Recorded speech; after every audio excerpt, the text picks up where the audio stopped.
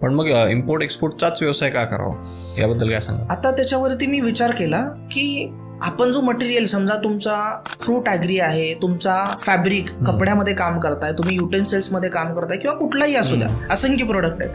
जेव्हा तुम्ही मार्केटमध्ये होलसेलमध्ये विकायला जाता तुम्हाला हवा तो रेट मिळत नाही. आपल्या प्रोडक्टला आपण प्राइस ठरवू शकत नाही. त्यामुळे काय होतं, कुठंतरी संकोचन वाटते की बाबा आपण मॅन्युफॅक्चर केलेल्या प्रोडक्टची प्राइस कुणीतरी वेगळा ठरवतो. मग तिथं कुठंतरी आपल्याला एक गॅप दिसतो. पण एक्सपोर्ट इंडस्ट्रीमध्ये तुम्हाला 192 देशाचे रस्ते ओपन आहेत.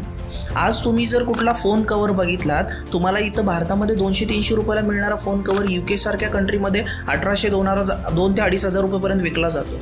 तर एवढा मोठा ड्रास्टिक चेंज आहे. तर तुम्हालाही मार्केट मोठं आहे. आणि मुद्दा नंबर 2, आता तुम्ही डोमेस्टिकमध्ये 10 लाखाचा जरी बिझनेस केला तर तुमची सर्व्हिस इंडस्ट्री असेल तर 18%, कुठली वेगळी इंडस्ट्री असेल तर 5% GST